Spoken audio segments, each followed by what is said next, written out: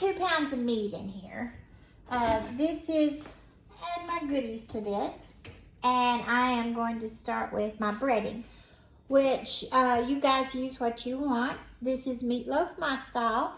So I am going to throw in about a cup and a half of my keto breading, basically pork rinds, egg white powder, and a little beef gelatin. I'm going to throw in a couple of country eggs. I've got, this is probably about, let's see. This is the 2-cup prep bowl. So this is about 1.5 cups of tomato ketchup. Now, usually I use sugar-free ketchup. I'm out of it. So we're going to have to go with what we have. We're going to put a little salt in here. Okay, so I'm going to do a couple of things that might look a little foreign to you. First, I'm going to put crushed peppercorn and garlic. Not so out of the ordinary, right? I'm going to put some 3 onion rub. I like bell pepper in my meatloaf, but I'm out of bell pepper. So I'm going to use the Pampered Chef bell pepper rub. We're going to throw a little of that in there. I do not measure. I just go till I feel like it's enough. Now this is what's going to make mine a little bit different. I like to put everything taco seasoning in there. So it gives it a little bit of a kick. Your caps to our seasonings are roughly a tablespoon. Another thing that makes mine a little different, I do shred my cheese myself, of course. I don't use the pre-shredded. And we're going to throw about that much in there. That looks good to me. To tell you about why I was doing all this is our mixing scrapers and our other scrapers, the classic scraper, the skinny scraper.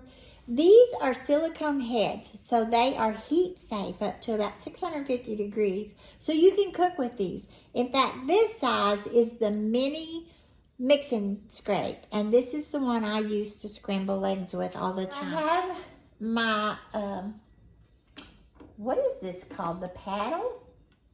Anyway, we're going to put this on here. Push up, turn, lock it in place. We're going to set it down. So we're going to release it in the back. Set it down into the mixture. And we are going to turn this to mix. Now it has a default setting of 2 minutes and 30 seconds. We don't need that much. So we are going to hit the button, turn our time down. I think we'll go with all this stuff in there. Let's go 55 seconds and see what happens. So check it out. So without me having to get my hands all dirty, it is mixing my meatloaf. How cool is that? And look how the beater is scraping the sides as it goes around, so it gets all that in there too. Game changer. And it's sped up after it hit about 30 seconds, so here we go. We're at the end. Ta-da! So we are done with that. So let's pull this up. Stuck on there. So let's lift that up.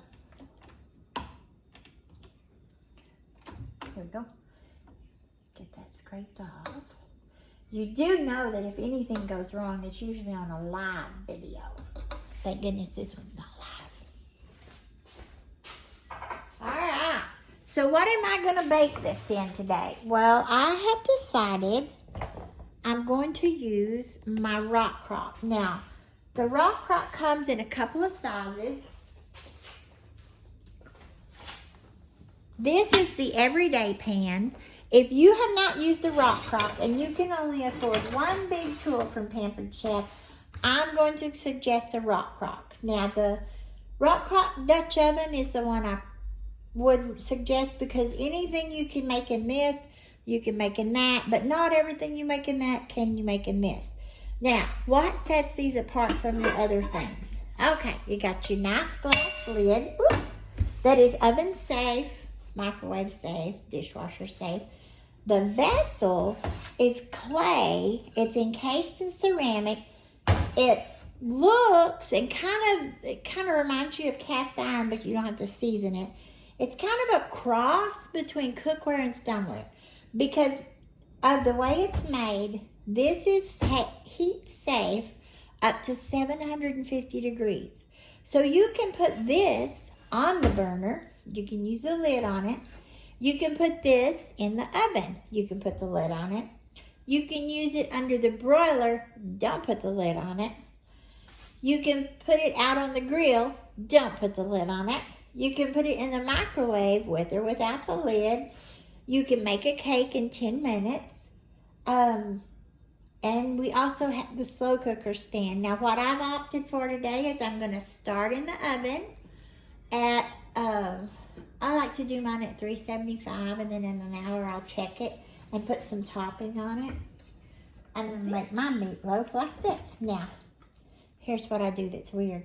I open the center and I make it kind of like a ring. Now there's a couple of reasons I do that.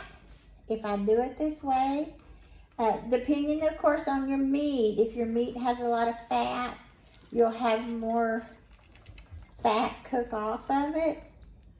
This is pretty lean, so I might not have so much, but if you'll do it this way, after it cooks, you can take a paper towel and just sop up some of that fat. So anyway, we're ready to go to the oven.